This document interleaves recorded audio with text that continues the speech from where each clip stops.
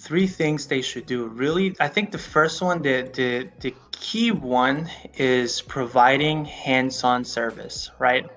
Uh, Being that first line of defense and having the merchant feel comfortable with the fact that if something goes wrong, I can call my agent and he's gonna come down here, or he will get me in the right department to get assistance, and that's really what being hands-on is all about, right? Being involved, not just saying, here, call this number and try your luck, right? That falls flat.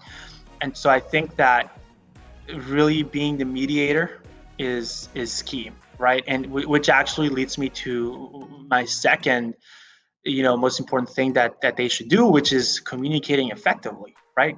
A lot of the time, like I just mentioned, the client will call the agent first. And if the agent fails to communicate with us, then we're not gonna be in the know. Therefore, the issue is not going to be fixed. So, you have an unhappy client, right? So communicating effectively with me as well as a director, right? I want to be in the know, because especially if you're a new partner and you don't know where to go, you got to keep me in the know, right? I will let you know exactly where to go. I'll give you direction.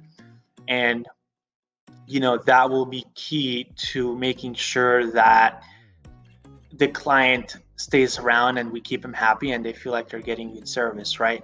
And that leads me to my third thing, which is really establishing a personal relationship with the business owner, or the person who runs the business, right? Because you're the first line of defense, right? And you got to make sure that they trust you and they like you, because if they don't and someone else comes knocking on their door and they're pitching their services, if they don't have a good enough relationship with you, the account executive, they really don't have an incentive to stay, right? Someone is coming in, they're pitching savings, they're pitching new equipment, things like that, right?